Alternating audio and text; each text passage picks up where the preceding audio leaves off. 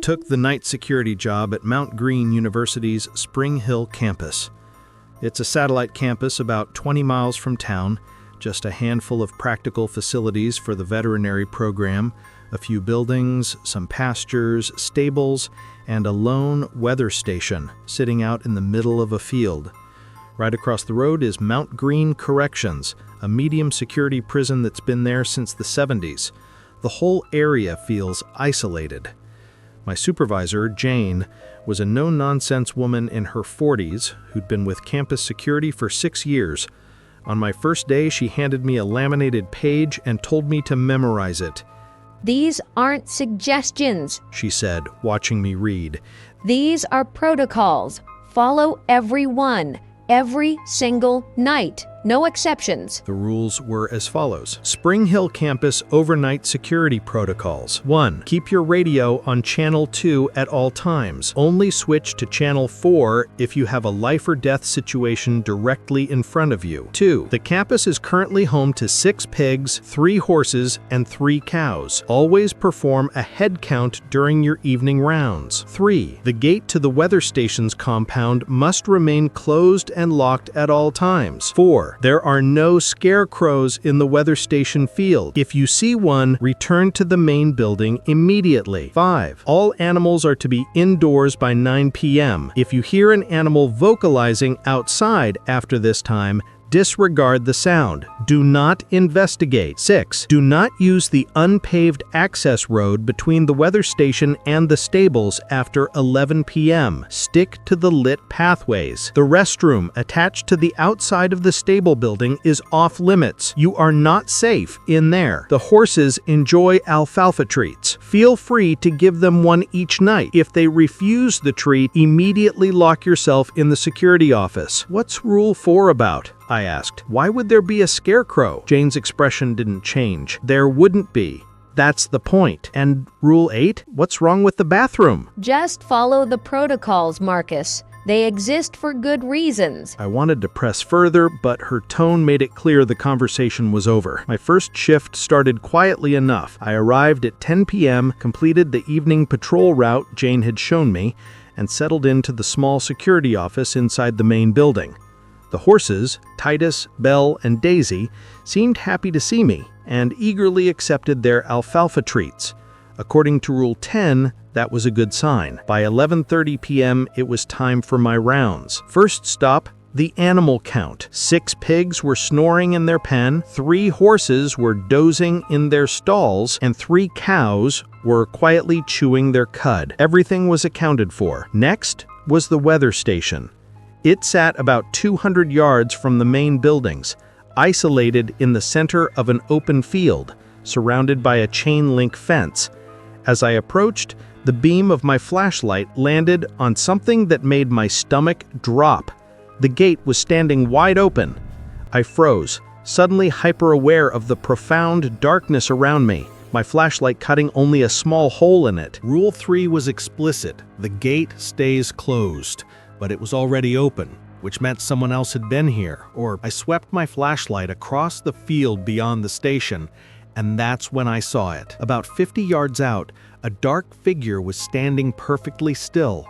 It was tall, thin, with arms outstretched. Even from a distance, I could tell it was wrong. Too tall, too rigid, posed at an unnatural angle. Rule 4 flashed in my mind.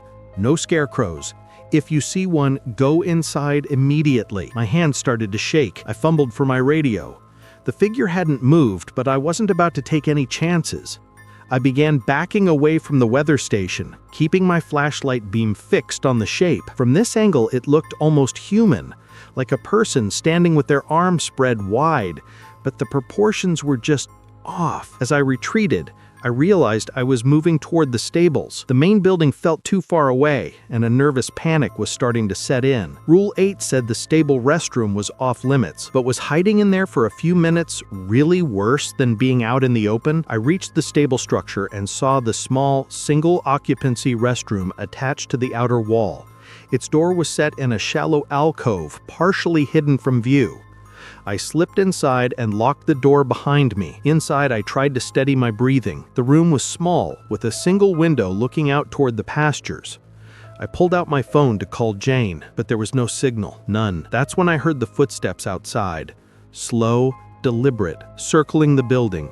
Too heavy to be a person, but with a strange, uneven gait. I ducked below the window and peered cautiously around the corner, staying in the shadows. What I saw froze the blood in my veins. A creature was prowling the open ground near the stables, and it was not human. It stood upright on two legs, but it was far too tall. Maybe 7 feet, with a lean, muscular body covered in dark, matted fur. Its head was elongated, almost wolf-like, but wrong, with ears that were too large and set too low. In the moonlight, I could see light reflecting from its eyes as it swung its head, scanning the area. The thing moved with a weird, loping gait, sometimes dropping to all fours for a few steps before rising back to its full height. With a growing sense of dread, I realized it was clearly searching for something.